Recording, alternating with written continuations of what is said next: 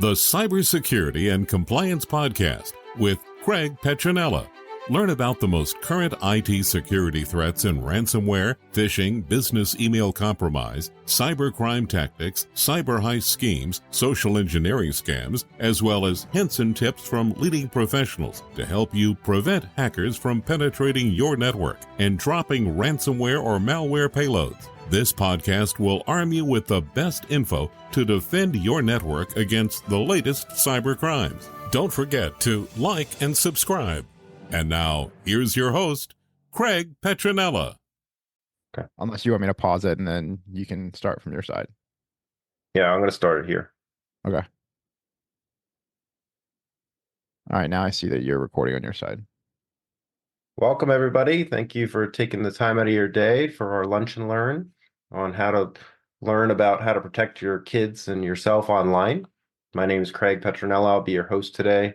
I'm a licensed digital forensic expert, so I'll give you the lens from what a forensic investigator looks for in investigations of predatory cases, and we'll talk more about that later. I've been doing this for over 22 years with my own private company, and I've got a few different websites here, Petronella Tech, Compliance Armor, blockchainsecurity.com, and then a new website we launched called simplecyber.io. So what you need to know today, we've got a slide deck here that's got a lot of information packed, and we've got a short period of time. So I'll try to go at a cadence that is acceptable, but if somebody thinks that I'm talking too fast or I'm going at a fast pace, just raise your hand or slow me down. Happy to do that. Happy to answer questions at the end as well. So I'll try to adjust it to how you guys are ingesting this information, because it is a bit of a fire hose, so I apologize. But obviously, there's threats on social media. There's a lot of government issues happening right now. I don't know if you guys have heard, but Florida, I think, has banned, or at least there was a bill in place. I don't know if it ever got passed, but for social media to be banned, I think it was less than 13 years old. So we're going to talk a little bit about that, as well as how to keep yourself and your family safe online, some best practices, and how you can teach your kids and educate your kids in this exciting time, because we've also got AI and just a lot of technological things happening. So the number one threat is cyberbullying.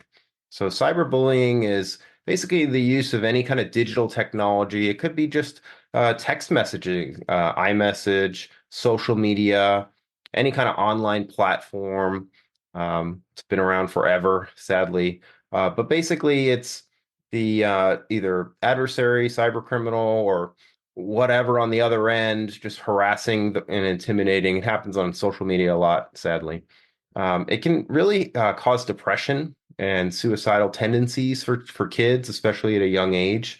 We'll talk more about that as well with platforms that are chosen nowadays, like Discord and things like that, by cyber predators.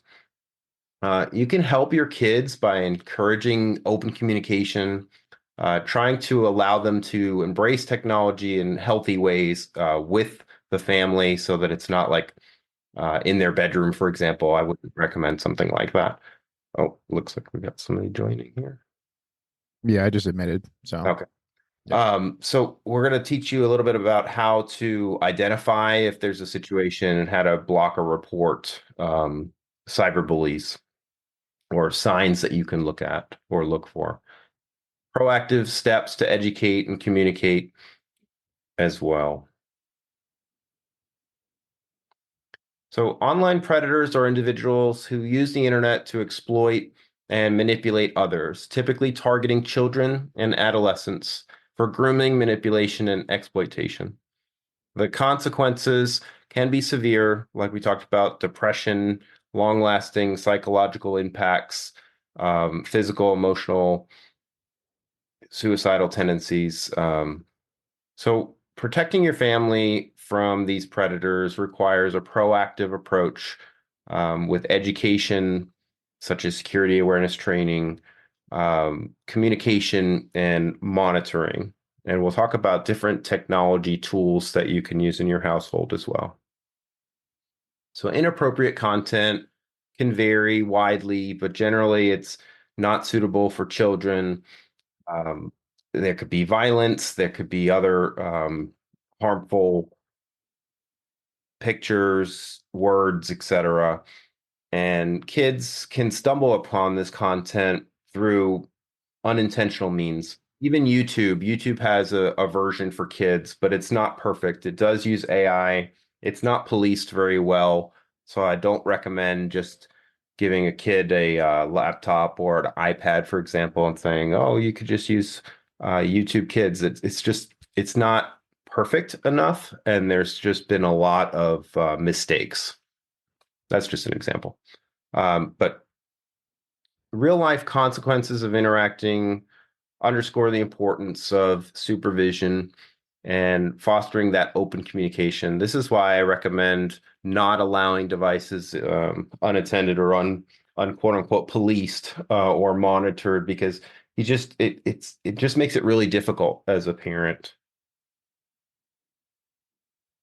So I'm sure that most of you are aware of what phishing is or scams. Phishing is really evolved into what's called smishing. Basically, it's an email that is oftentimes spoofed or faked. It looks like it came from a trusted person or a coworker, but oftentimes it's not. And you can scroll over the email with your mouse if you're on a computer, and oftentimes you'll find that the email address, even though it says, or the name says that it something that might identify with you, oftentimes the email address is different. Or if you look at the links or attachments in the emails, you'll see that if you hover over them, they go to websites that you may not be familiar with. So we never recommend opening attachments or clicking on links in emails. But for children that aren't as educated, and teens, they could easily get tricked. So we always recommend continuous education and even drills and testing, making fun games out of it to make it engaging so that they can learn these tricks. Now, with cell phones and mobile devices, the smishing attacks, I just recommend that kids don't open attachments, period. Don't click on links, period, because it's really, you can't hover over a link on a text message. And now there's a new exploit in the wild. I don't know if you've heard this on the news yesterday, but there's a nasty, what's called a 0-day for Apple devices with iMessage. So it's been recommended to disable iMessage for the time being until Apple addresses a security patch. But there's really bad spyware and groups out there that can now infect a device or a victim's device without even clicking on anything. So the NSO spyware called Pegasus is the most famous one for this, where nation states will target journalists, where they can basically just send this malicious software to the victim. They don't have to open anything, and they're compromised unless they have a new feature Apple introduced called lockdown mode or some other enhanced security to protect themselves. But just a regular device will get immediately infected. So it's really easy for kids and children to fall victim to these phishing and smishing. And then scams, scammers will call on the telephone, they'll do social engineering, they'll do impersonations, they'll leverage new technology with AI and deepfake technology, impersonation of voices that might be familiar to them, depending on the level of sophistication of the attack. But we always recommend proactively educating your family, trying to stay ahead of these threats. And I'll give links at the end of the presentation for some good organizations like CISA to follow. Obviously, you may be aware of overuse of an addiction to technology. It could range from gaming, social media consumption. Apple introduced a feature called Screen Time, which is a good barometer, so to speak, of that you can limit the amount of time that you give your family or your children access. You can schedule time that the devices are allowed to be used and prohibit certain times of the day. And you could even do this in a business too. Years ago, I remember we put in technology called WebSense at the time, and it was internet content filtering and monitoring, and found that, during the lunch hour, for example, it was allowed to uh, employees were allowed to surf the internet and basically have freedom. But during the work hours, there were some security controls put in place to prohibit access to certain websites, and basically it increased productivities. But so overuse can lead to health difficulties with mental health, eye strain, headaches, stress, anxiety, and excessive use can really have negative impacts. So internet addiction can result in decreased productivity, poor academic or job performance, and withdrawal symptoms. I don't know if you've ever given your children an iPad for too long, but then you could tell that they just sometimes they get angry. That that it's like a real thing where there's dopamine that's released in gaming and in certain technology situations. Privacy concerns. I'm sure you've seen the long licenses of things that we have to accept when you install an application or a piece of software. Oftentimes it's pages long, but there's concerns for kids and teens online, um, sharing personal information a lot on social media platforms. There's a popular app called Snapchat. I'm sure you've heard of that. That's popular among teens. But a lot of kids, they don't realize that the other end of the communication, or in this case, if we use Snapchat as an example, they can take screenshots. So just because you're using a platform like Snapchat that has what's called disappearing messages, and the child may think, oh, well, this is private, nobody can see this. That's actually not true. And there's also what's called keystroke logging tools and malicious software that could be used that'll circumvent the security of those platforms too.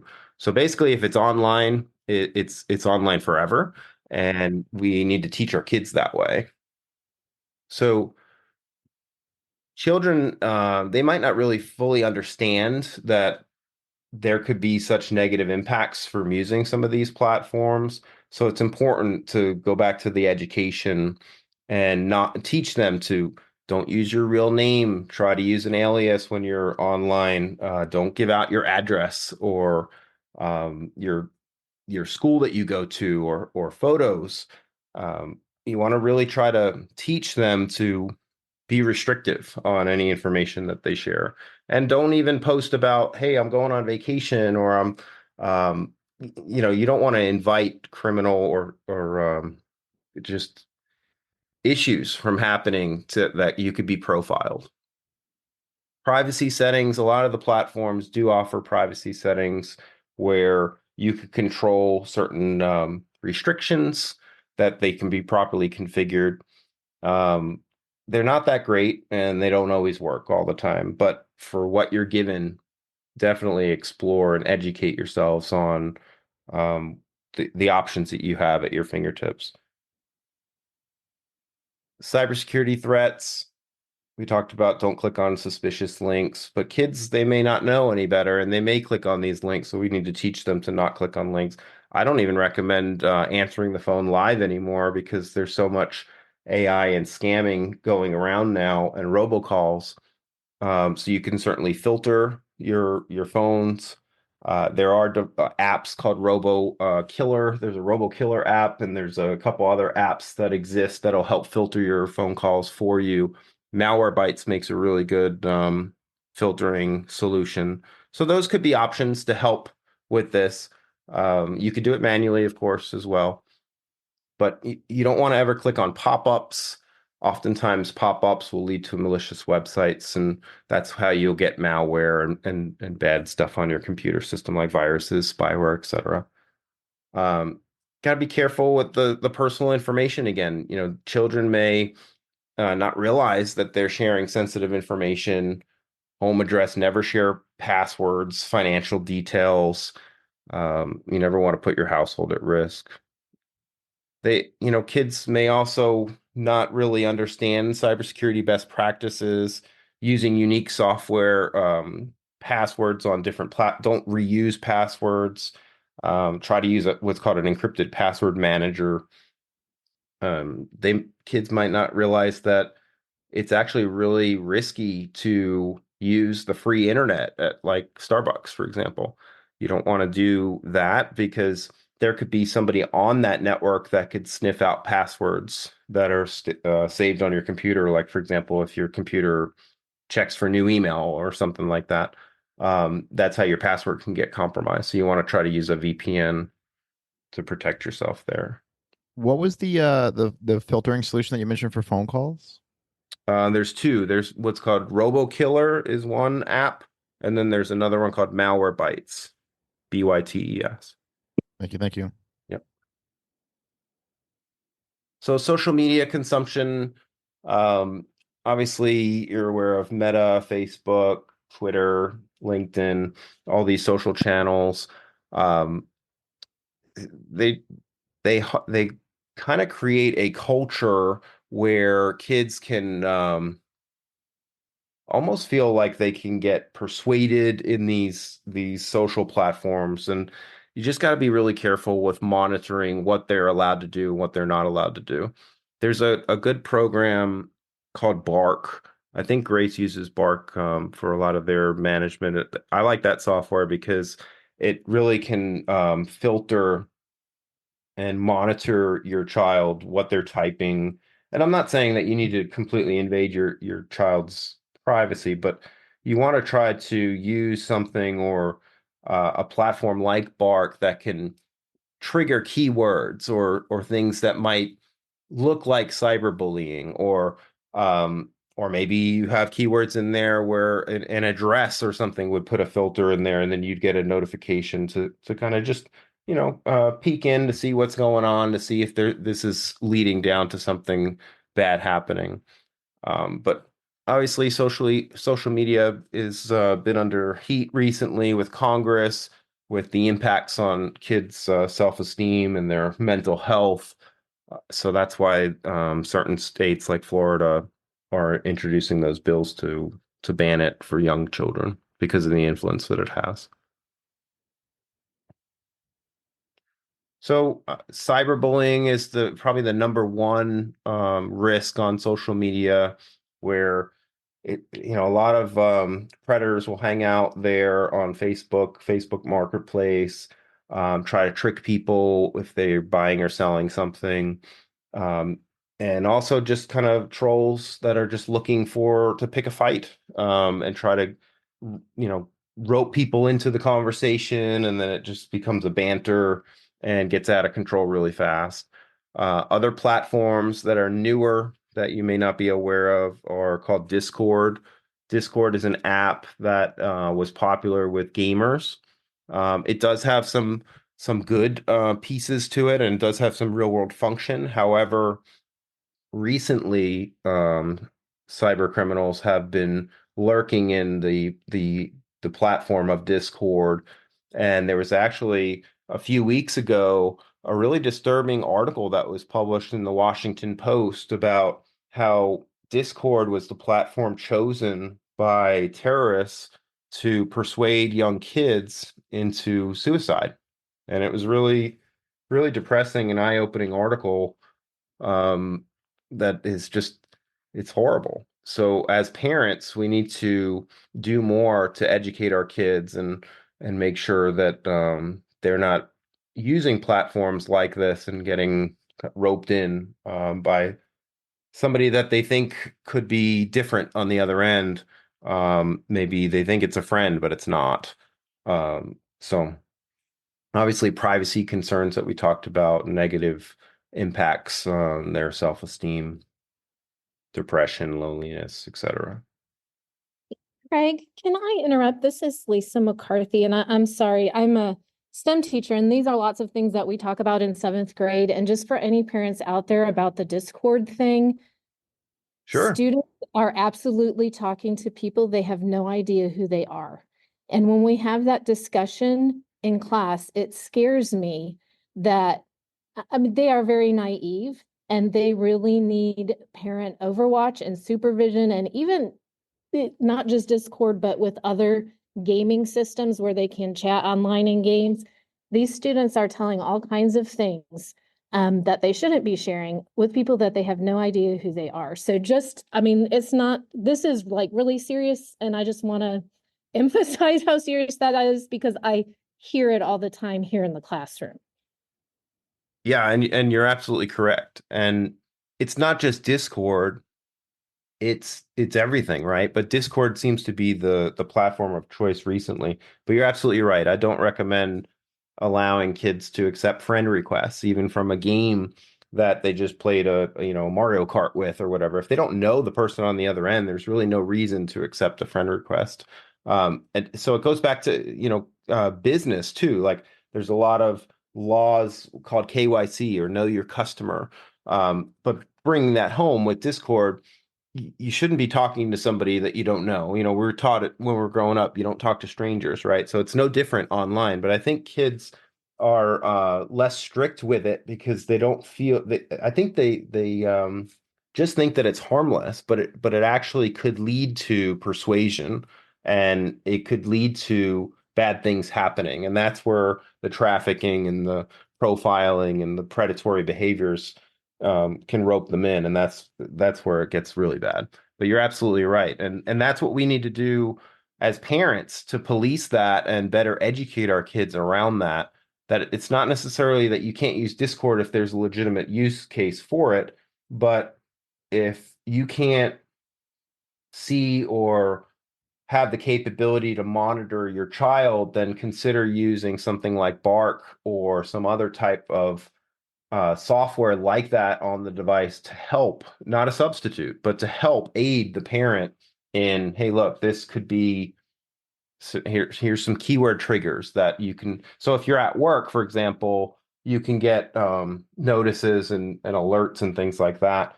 But yeah, it's a bad area right now, and it's that article in Washington Post was terrible. I don't know if you've seen that.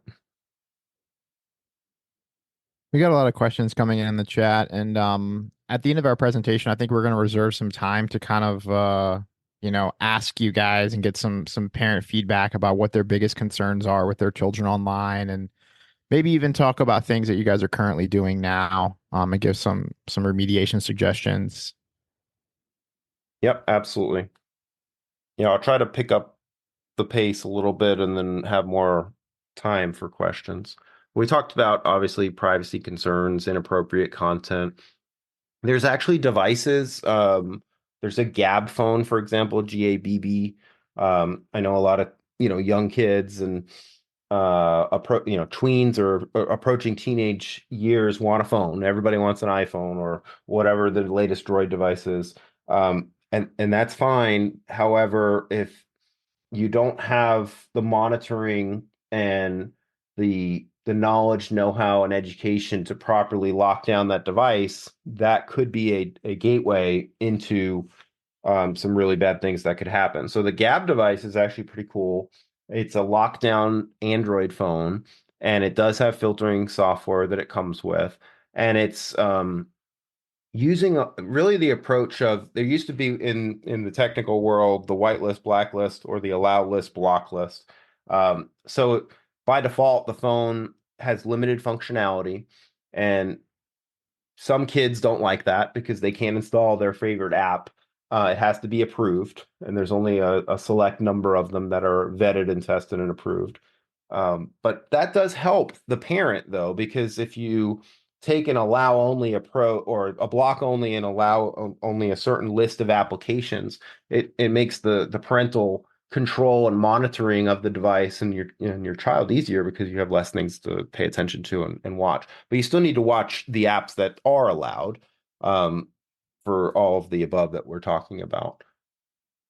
But here with Discord and Telegram's just another encrypted messaging platform similar to Signal. They're all very similar. It's just that as parents, you need to be aware of these names so that you could see if they're installed on your kids' devices. And if they are, and they don't have a legitimate purpose, my recommendation would be to remove them. So same concerns here: privacy, inappropriate content. The Gab device actually has some filtering. So if a kid took a nude picture, for example, it would get detected by the AI, immediately blocked, and notify the parent. So that's pretty cool technology. There are other software technologies that do exist for that as well.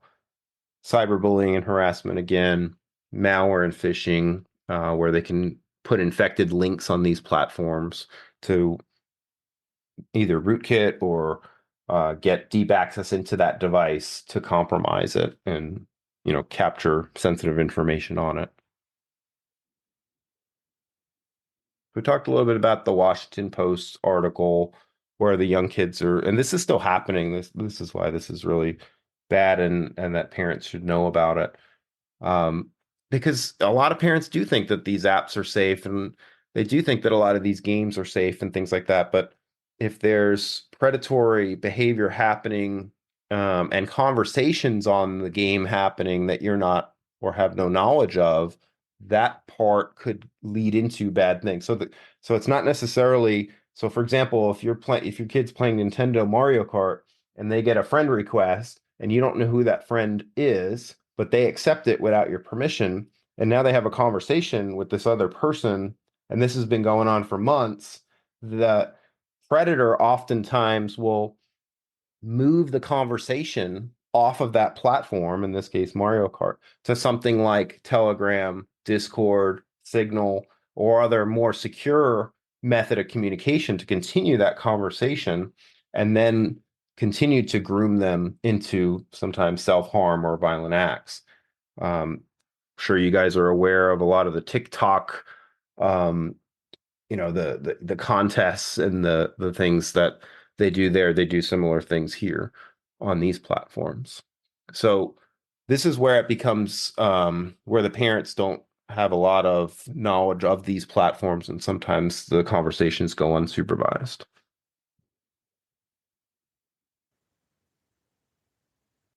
So here's where we're going to go more into like tactics and what you can do to keep your family safe online and on social media. Obviously, we talked about education, talked about cyberbullying. Leverage the privacy settings, configure them properly, go through them with your children, educate them on what they're allowed to do, what they're not allowed to do, and do spot checks and drills as a parent to kind of just poke and make sure that things are okay. Encourage that open communication and talk to them. If you use a filtering system like Bark, that could help with certain keywords that trigger certain conversations that could be had. So we talked about using free internet. It's not recommended. If you have to use the internet, use your provider, AT&T, Verizon directly. If you don't have a data plan that's strong enough for what you're trying to do, and you have to use the Wi-Fi, that's okay, but you need to put a layer of security called a VPN. There are many different kinds of VPNs that you can use, personal and business.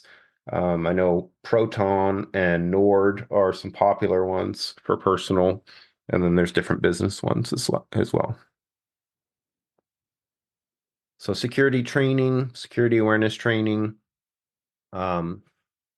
physically covering cameras on devices.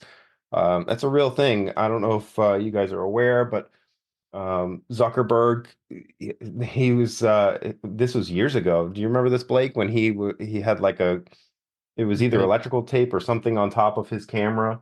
Yeah, That was pretty famous. Yeah. And same thing with like your iPhones and your other devices too. I mean, there's only so much trust you can place in the vendor. In this, we'll just use Apple as an example.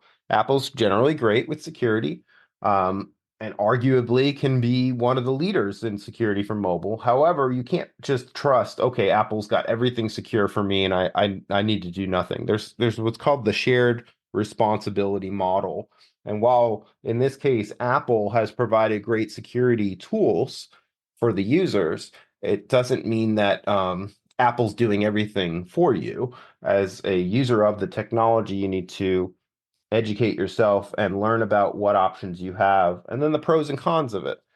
For example, Apple introduced, when journalists were being targeted and continue to be targeted, Apple introduced a feature called lockdown mode. And lockdown mode is a recommended tool that Apple gives you for all Apple users, where you can go in settings and turn it on. However, because it's more secure, some things are no longer going to work. And one of those things are, like we talked about earlier, don't click on links in text messages, for example. Well, if you have lockdown mode enabled, then the links by default, Apple will screen them and they're not clickable anymore. So it's just an extra heightened layer of security, and it may not work with your workflow or certain applications that you use. So my recommendation is try it, see how it works for you. If you can handle it, then keep it on. If it doesn't work and you can't function, then turn it off and try to look for alternative security layers that you can introduce. Whenever you're doing billing or anything sensitive, paying taxes online, for example, you never want to click on links in emails, text messages, etc., or any of these platforms. You always go directly to the website. So go directly to your bank, go directly to, if you're going to the IRS or whatever. Don't click on links from anything, anywhere, because oftentimes those links are malicious. We talked about parental control software that you can use. Two-factor or multi-factor authentication is highly recommended for any platform that supports it.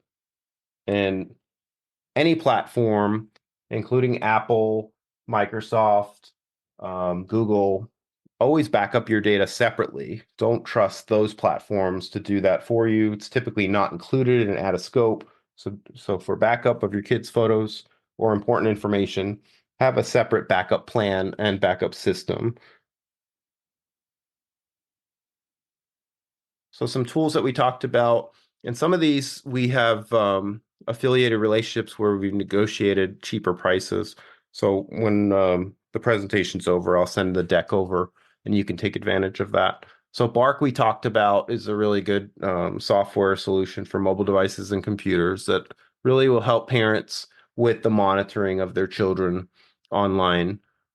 OpenDNS FamilyShield is a good network or DNS layer that will help with content filtering. And Quad 9 is actually a free solution that's similar. The difference is you can't do any granular control with something like Quad 9. You can't say, I want to allow or I want to block a particular website. It doesn't work like that. Quad 9's free. They have a database.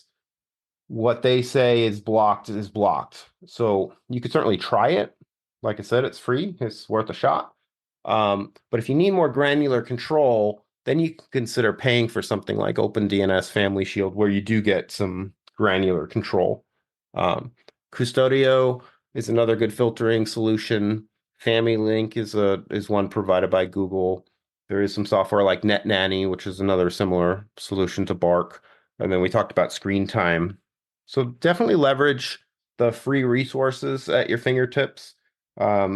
Use everything that you can until you hit a point where if you need granular control, then consider buying a product. So CISA is a popular, there's FBI, US CERT. CISA is an organization that puts out some good articles around current scams, threats, security events. So definitely good to follow the CISA website. There are social media and online forums that you can educate yourself on. There are workshops, webinars that you could attend. Stay connected with schools and educators. Utilize the parental control software that we talked about. Have regular meetings to discuss the online safety for your family. Review the privacy settings. Some of these vendors will, with an update, undo certain settings. So sometimes you have to go manually back into certain software and like put back on or opt out of certain things, because if you get an update to an app on your phone, for example, and previously you changed the privacy to like not allow tracking, for example, GPS tracking, if you got an update, sometimes it'll default to turn that back on, and you may not realize that. So definitely you want to review your settings at least monthly. Teach your kids critical thinking skills, lead by example.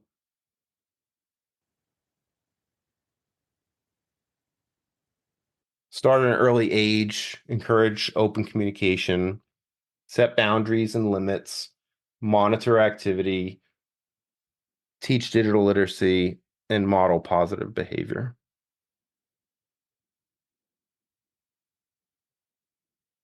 So we're in an exciting time now. We're dealing with AI and artificial intelligence. We've got ChatGPT. We've got IoT devices. There's a bazillion devices on your network, your washer, dryer, your refrigerator. Everything wants to connect to the internet. While that could have a purpose, it also gives you as a parent or a user of that technology a responsibility. Everything that connects to your network, now you have to maintain.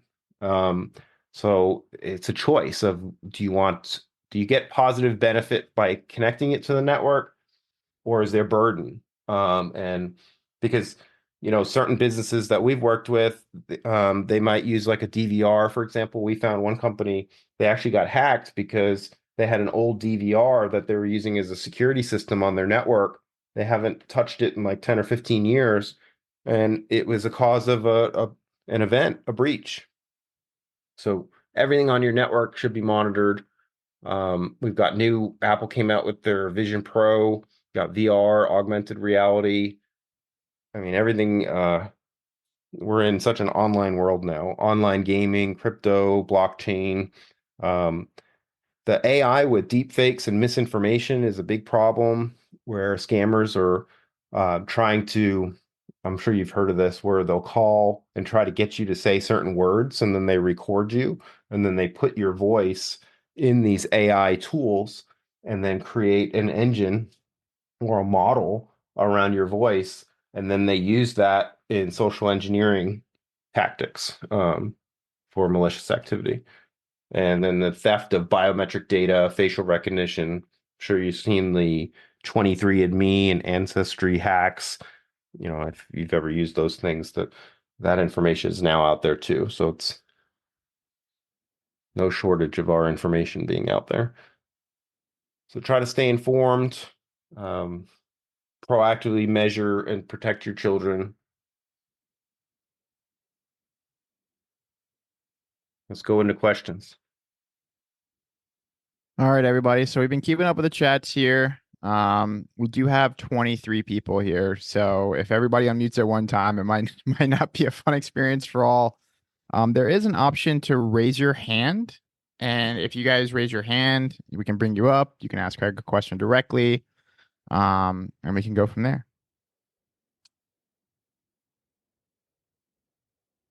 So we have Allison.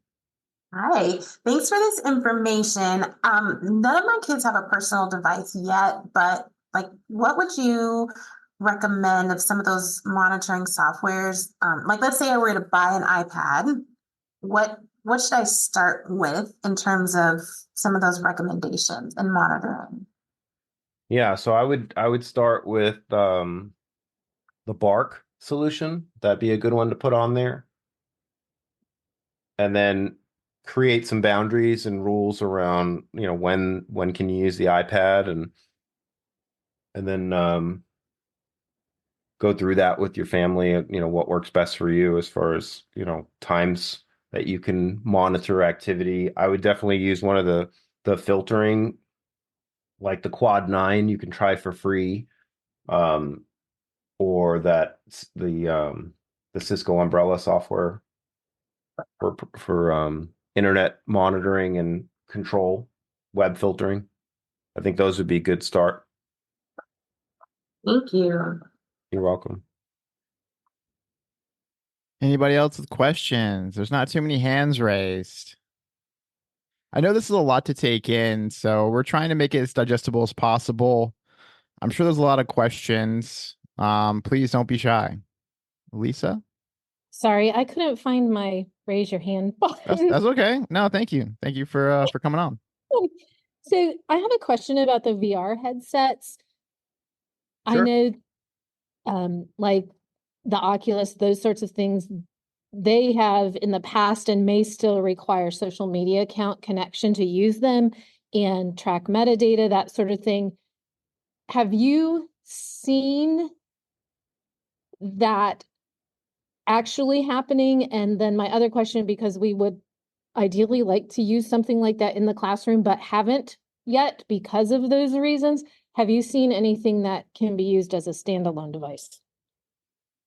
I think the Apple Vision Pro is probably the closest one to a quote unquote standalone device. I know it's expensive, but it also, and it's Apple centric, but it's not like requiring a social account like the Oculus you mentioned. Um, and you're absolutely right. You know, if you use the Oculus, for example, with Meta, then you need to have a social account. And then in the terms and conditions of the social account, they're going to want to know the GPS location data of when you're using it. And basically everything you do on it's going to get recorded. So you've got major privacy issues from that perspective. So my choice or my recommendation would be the Apple Okay, at thank this you. time. I just think a lot of parents may not be aware that those risks are there with something like the VR headset because it's a cool gaming choice that you want your kids to experience. They get it for Christmas and ta-da, they're happy, they're having a good time. And I just think thank you for sharing this information so that parents can understand that there are real risks involved with those sorts of things. Absolutely. And there it's not all negative either. I mean, like if it's policed and done well, it can be done in a safe way. It's just that there's a lot of education and segmentation that has to happen for it to happen safely. And by default, it's far from safe. And I think that that's the point. The point is that a lot of people adopt technology.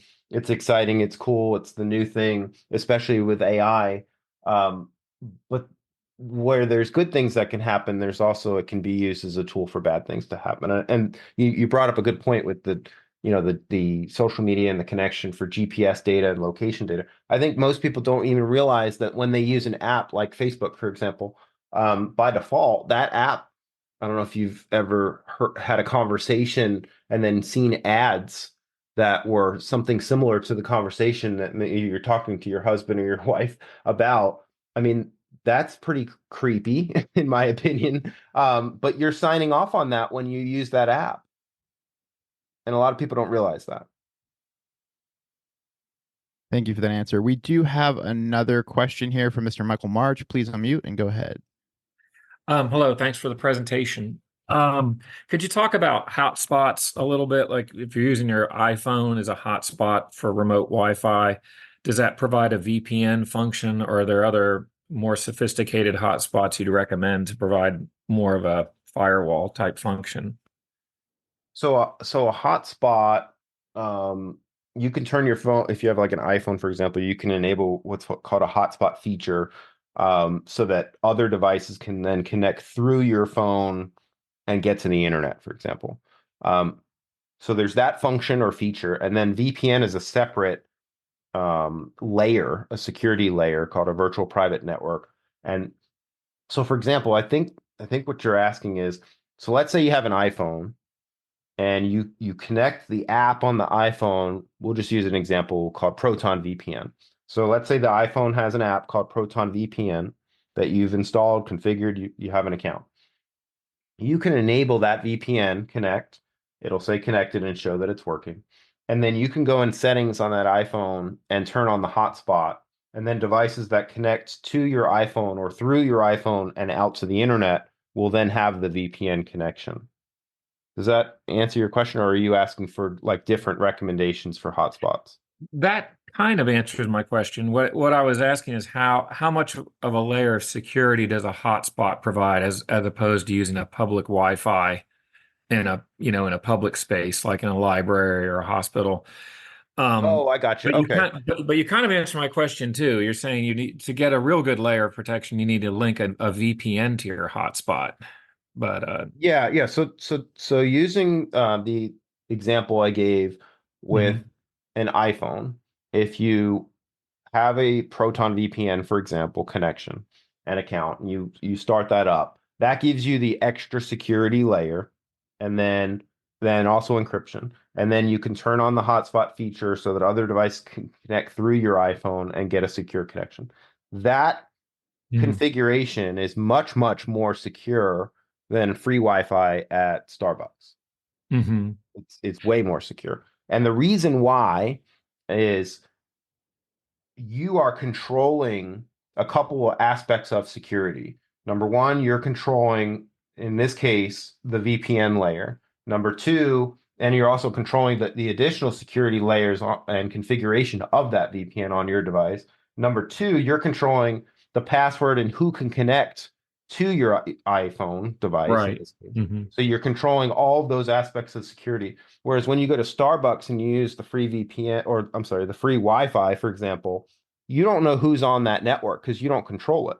You're joining that network along with 20 or 30 other people, whoever's on that network with you, and you don't know who they are. And you also don't know what tools or security tools that they're running to sniff or capture information. Whereas in the first example with the iPhone, you're controlling that. So you're preventing something like that from happening. Okay. Thanks a lot. Absolutely. We got one more question here from Jazz. Something I also wanted to add to Craig's statement here is there's tons of free articles out there. I mean, we could probably link some. But assuming you guys are all at home and you guys have your children on your home network, there's a lot of great tools out there that you guys can have for parents and hardware, specifically routers that give you a lot of parental controls. So we can probably put together a few here on our side. But it gives you a little bit more kind of a monitoring approach from your home network. Jazz, go ahead. Hey, Craig. Hey, Blake. Thank you so much for this, guys. I think that it's really important that we have these conversations, and I really appreciate you presenting this today. I do have a question. It's about my own child. My oldest, she is a dancer, and she's in the studio pretty late now, especially as she gets older. I've considered getting a phone, not that I've wanted to, but she's going to be 10, and I've looked at this Gab phone a number of times. She had something similar to a gizmo watch that was more for me to keep, track of her. And one of her great friends decided to point out that, her watch was only given to her to track her and to keep. So once she realized that, it was no longer her favorite thing to wear. Does this Gab phone, does it give anyone the impression that it's anything other than what I'm expecting it to be used for? And does it work like a phone? Does it look like a phone, other than the app feature that you were explaining, not being able to download certain things? Would her friends know that this is a Gab phone is my question. I think it depends on the quote unquote friend and how close of a friend they are. I mean, if you were to look at the phone side by side, no, you cannot tell, because it's an Android device. It has actually quite a decent camera on it, and it has decent functionality as a phone. You can read Kindle books on it. I think you can listen to audiobooks on it. So it has limited functionality above and beyond the phone and the GPS and the tracking capability. Now, it's not an iPhone, right? So like if the other friends have an iPhone and they want to do FaceTime, for example, it's not going to work because that's not what it's for. It's more of a lockdown device. So I think that's another kind of good point, though, that a lot of kids get peer pressure from. They don't have the Stanley water cup, or they don't have the latest and greatest iPhone. And I think that they obviously don't need to have the latest and greatest, because I mean, the latest and greatest iPhone's really expensive. And I don't know if you want a 10-year-old to have it, but my point is that, like, for my daughter, we chose as a family to get her the Gab phone. And she knows that it's not an iPhone, and she has friends that have iPhones. I don't know if her friends have, criticized or negatively said things that just because she doesn't have an iPhone, for example. But I do know that she has asked me hey, I want to do a FaceTime with my friend for homework or something. And I had to tell her, hey, look, you're not going to be able to use FaceTime because FaceTime's an Apple function. And unless you have an Apple iPhone or they have an Apple iPhone, then that's that two-way connection. So what we've done as a family is we have an iPad and we have iPhones. And if she were to need to do something like that, she could use that separate device. But like for her, she's in cheer and dance and other things, much like your daughter. We give her the Gab phone in those situations so that we can get a hold of her and we know where she is. And you could also, if you wanted an additional quote unquote tracking, you can use an AirTag too. Like I've done that. Like I'll put an AirTag on her bike, for example. And it's not that I don't trust her. It's I don't trust the other people, right? Like, so it's just a balance of using or leveraging technology and as tools as parents, and then choosing what works best for your family. Okay, I appreciate that, Craig. Thank you so much. Absolutely. Yeah, beyond having a Gab phone, only you guys would know it's a Gab phone as well. Perfect. Because it's built on Samsung and it's using their proprietary operating system. So yeah, it's built around essentially like hardware that is familiar to children. So Thank you. Absolutely. And I would say that the Gab phone version, the latest one that came out, which is I think it's $99. It's the Gab Phone 3 Pro. That's the one that we bought for my daughter. I mean, I think it's really good value for what it's $199 it looks like. It is. Still really good value for what you're getting in the device. Now, my son, he's not old enough to have a phone, so we got him the watch, which the newest version of the watch is good too. We had the generation before, and the frustration for him was that he couldn't text very easily on it. So now they introduced in the newest version voice to text, which was a big help. And that kind of solved that problem for him. But like I said, they're tools, right? They're not going to be all the feature-rich stuff that you would get in a full-fledged phone. However, as a parent, it makes me feel better because I have less things that I have to worry about tracking. But you could certainly get an iPhone and put Bark on it, and that would be a good solution too. It's just a more expensive option. But if you did something like that, then you can restrict and control what is allowed on the device. And even when she uses certain apps, you as a parent could set filters and triggers to know, hey, look, yeah, you used Discord or we allowed Discord or whatever, but somebody said this and why did that, you know what I mean? Like, so you would get it as a parent, even though that app was approved, you would still get some deeper data and monitoring capability. So that's an option too, if you need the full features. Okay, But- I can do more. Thank you so much. there's a lot of great apps too that you can get for that phone. I mean, people, if their kid is into baseball, I mean, they can get ESPN, or I mean, you have Domino's Pizza. They can order pizza if you allow them. I mean, there's a lot of great applications that, Oh, and on their website, they do have a pretty like extensive marketplace, so you can kind of see like what type of apps your child would have access to should you go that route. Perfect. Thank you so much again. Absolutely. We kind of want to answer, I guess, what did you have if we got 5 minutes left, Craig? What do you Yeah, I think we've got 5 more minutes. Okay. For this last 5 minutes, let's go ahead and open up the floor and go ahead and see what top concerns do you have as parents in the modern world. Feel free to unmute and jump in.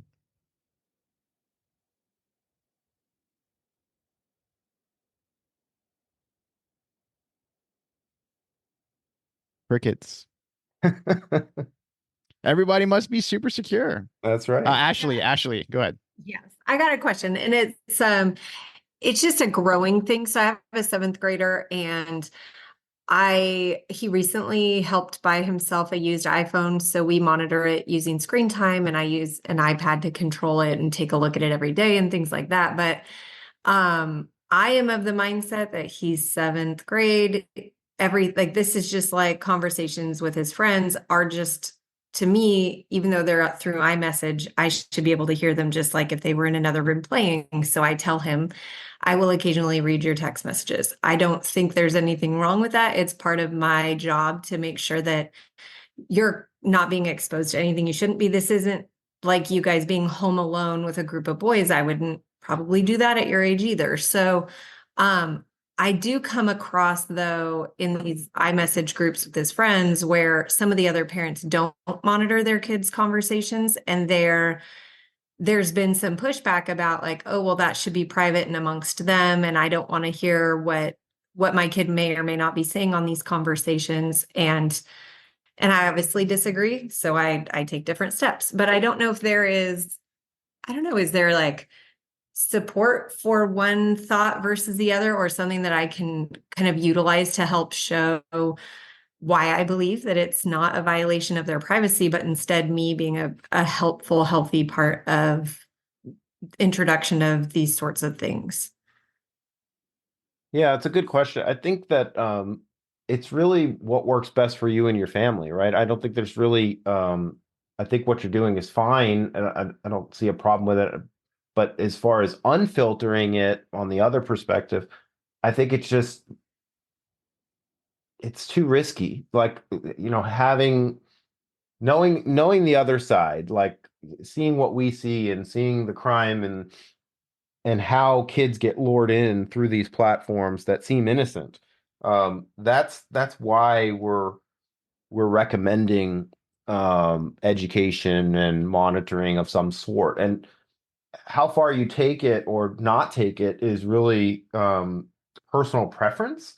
Like, for example, like with the Gab phone and the iPhone or the iPad, there's no right or wrong way to do it. It's just that if you choose the path of not monitoring and not having and giving, I get it, the privacy side of it, it's then if something were to happen, it just, I don't think it'll sit well. I think that, we as parents, we try to protect our kids, and I think that we want the best for our kids, and we want to respect their privacy, but knowing how criminals use these different platforms and how much at risk they are.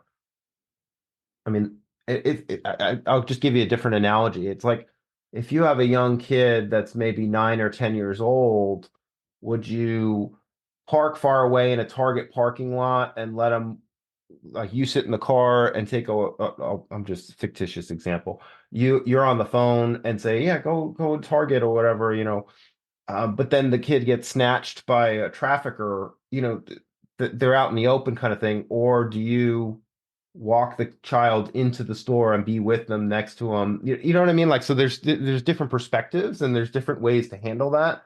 So I don't know if I'm answering your question or if I'm Yeah, rambling. no, you definitely are. I think we're of the same mindset. I just don't know, like there's one or two families in particular that feel like, it's an overstep for a 12-year-old, and I feel like it's not. So I'm just curious. Their question to me often is, at what point do you stop? And I guess from my perspective, like it's still a very private thing. I don't make fun of them for the content they're texting back and forth. I try to just let it, come in one ear and out the other, not really retain it unless it's concerning, right? Like, hey, that photo looks a little suspicious, or hey, why are you guys doing this?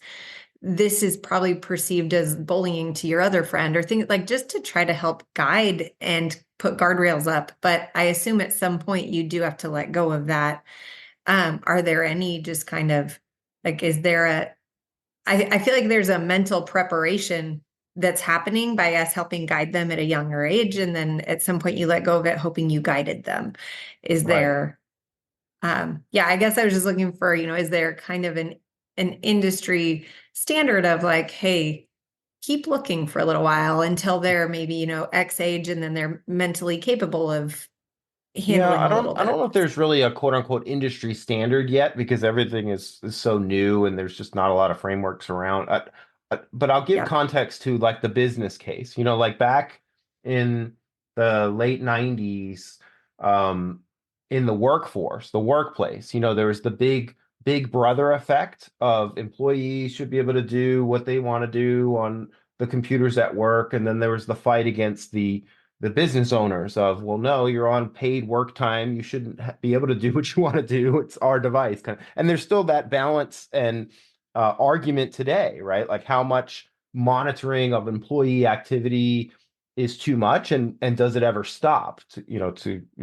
And the answer is it depends. And it depends on, like, for you, what works for you, that's great. If the argument on the other side is that's invasion of privacy, well, the other argument could be that you're keeping your kid more safe because you're monitoring, you're policing, and you're educating, whereas the other argument is that they're not. I think, in my opinion, they're too young to have the no restrictions and the training wheels off, so to speak, right? So you would hope that when they grow up to be 18, that they would have enough knowledge around, almost like street smarts for the internet, right? Like what they should be doing and what they should not be doing, and then you as a parent would feel more comfortable in that setting. Now, you could take a different approach, which some businesses take this approach too, is they take like kind of a monitoring only approach, and they don't really they might say it in the handbook or something that their activities monitored. And you can use different technologies, like we mentioned Bark, but there are other technologies like keystroke logging, for example. So you can say, look, you can use this device, but I'm going to allow, as your parent, I'm going to be spot checking, and that's our agreement. Your privacy is your privacy, and that's fine. But every now and then I'm going to check and make sure things are okay. But if you could choose to not do that, but then the risks, in my opinion, are, well, like Blake was saying earlier, or the other person that asked the question around, the kids don't necessarily know the friends on the other end, so you could have 3 months of conversations with Bob on the other end, and nobody knows who Bob is. And then you find out that Bob is a predator. Yeah, that makes sense to me. Can you go ahead and go back a few more slides and pull up that list of apps that you had? We had a few people that wanted to take a few pictures there. Yep. Andy, would you like to come up and ask the question directly? Craig might be able to tackle a little bit more here. Yeah, I'm displaying my appalling ignorance of devices that are already in our house. Don't be sorry. Don't be sorry. You guys are here. You're good parents. Yeah. You guys are taking a proactive measure, so don't be sorry. Yeah. So basically, the way we've got our iOS devices set up is they're all on my wife's account. There's two iPads and an iPhone. And I didn't even know that this was an option to be able to see the messages and whatnot. So I'd like to split them off so that we don't have to see them all the time. But I didn't know if there's a way to do that without losing, the message history, and then to still be able to see what's going on, just like the lady was talking about earlier. So I think your question is you're kind of sharing one account, right, on the Apple? Right. Yep. Okay. So yeah, if you change it, you would lose the history. Okay. What you might want to consider doing is adding in something like Bark, now, yep. And then yep. You would have that different control from today forward, for example. Okay. Sweet. Something that I also suggest too that we haven't talked about is, of course, all of your children most likely have some type of device, whether it's a phone or tablet. You are free to go into those security settings. The big thing that we were talking about in the chat is not necessarily the apps. As long as you're downloading apps from those respective app stores, for Apple as the App Store, or if you're using an Android device, it's the Google Play Store. So obviously restricting, and there is a feature that people cannot download apps through third-party marketplaces. So essentially you lock that device down to only be able to download apps from the App Store. But then even a step further is how those apps are collecting and accessing that device. So you can see, for example, if you download, for example, Duolingo, right? If your child's learning a second language, you can see that device will have access to the microphone, right? Obviously ESPN, right? If your child is the baseball kid, super into whatever baseball team, obviously ESPN does not need access to your microphone, right? So making parental decisions like that, it starts there. That's a great place to start. It doesn't take too much time to go through that.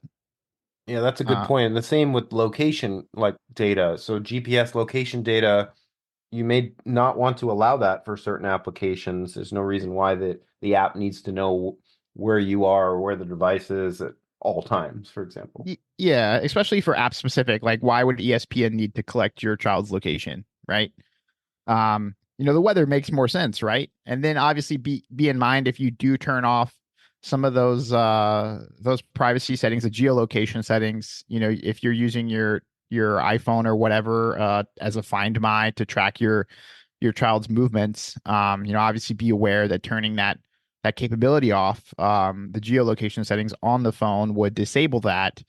In which point you could get some type of AirTag or some, tile or something like that to, put in their backpack and having the discussion, of course, with your children. Obviously I'm not a parent, so I'm only coming here from a cybersecurity perspective. So, but some of you sounds like your children are at the age where you can have that discussion. Obviously children, you guys do a good job of protecting your children. You guys are here, you guys are proactive. But the world is a really scary place. And having that discussion and coming from the perspective of, hey, this is, not me trying to be a crazy parent, but this is me trying to protect you, which is my job, right? My duty as a parent. I'm not sure, how that would progress, but it's a great starting place as well, I think. Michael, would you like to come up again? Michael said, my family patiently watched a film titled Connected by Kirk Cameron, actor and Christian activist. Seemed very useful. Have you seen it? Any comments? I have not. Craig? I haven't seen. What is it called? Connected by Kirk Cameron. No, I don't think I've seen that one yet. I have not. Okay, I just brought it up. It's not the newest film. I think it's a few years old, and they had some software seemed like for younger kids associated with it. I'm not sure if how up to date the software is now, but they presented some real life situations, like you mentioned, about kids who'd gotten in trouble from various ages, and what to do to protect against it, and some of the consequences some of those people suffered. Some of them are several years out from having resolved those problems. It was very impactful. I say patiently because kids have the attention span of a fruit fly, so unbelievably they watched it attentively, and they're 14 and 19 now. I think we watched a couple years ago. I think it had a little bit of a positive. We struggle with this stuff, like I think everybody does, but it had a little bit of an impact because of the real life scenarios it portrayed. Yeah, I'll have to check it out.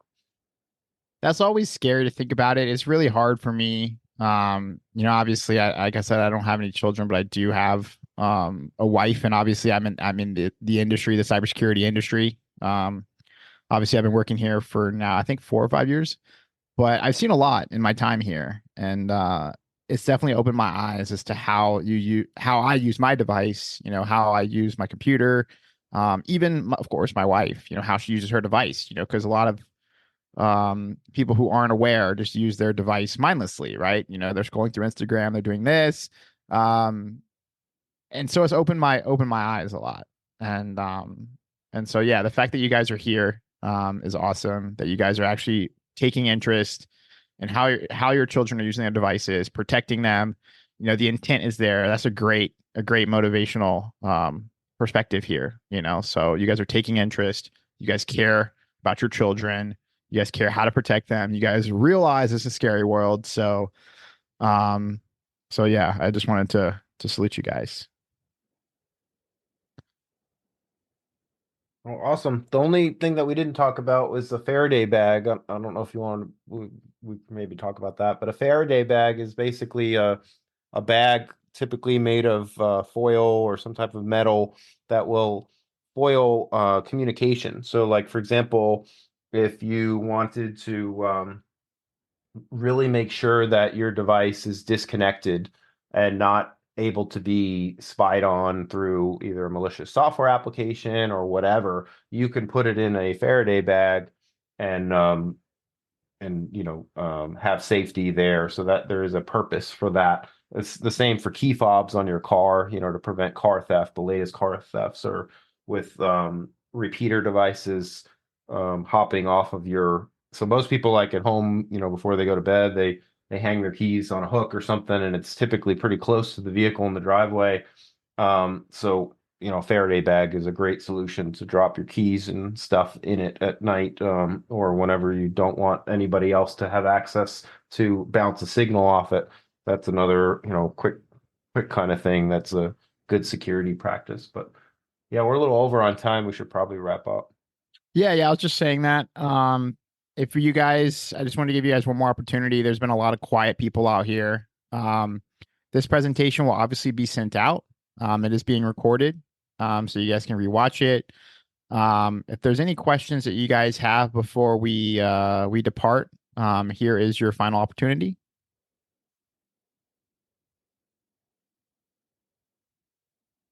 With regard to Faraday bags, how secure are those travel pouches like Eagle Creek or something you buy in Target that says it has RFID blocking? I tried one of those at work, scanning my badge through doors at a hospital, and it didn't prevent the ID card scanning. But I'm not sure how useful it is otherwise. Do you have any idea about that? Yeah, there's definitely, with anything else, there's quality levels. So some of them are not effective. They don't have a thick enough wall of blocking. So yeah, different quality levels that you can certainly test them. There's easy ways to test them, but I would invest in one that's a little bit a thicker walled. There's also different frequency bands. So like, for example, RFID, like that you would typically see for like a wallet or something like a passport, is typically a lower frequency than something like maybe your access pass for a door at the hospital or whatever, right? So there's a good chance it was working for radio frequency, just not for scanning type frequencies.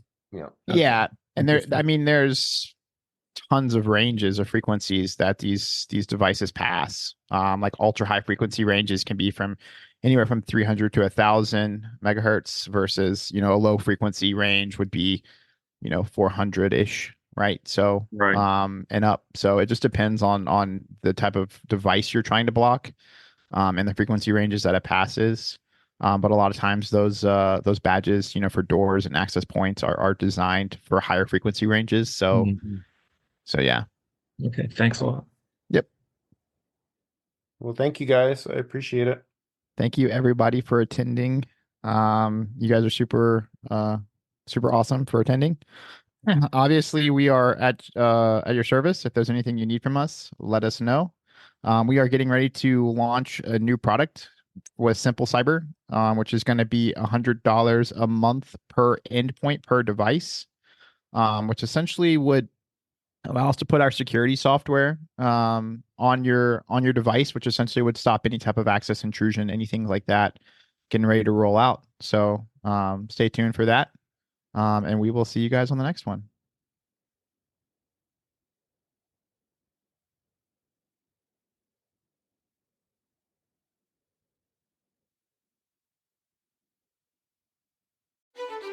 Thanks for listening to the Cybersecurity and Compliance Podcast with Craig Petronella.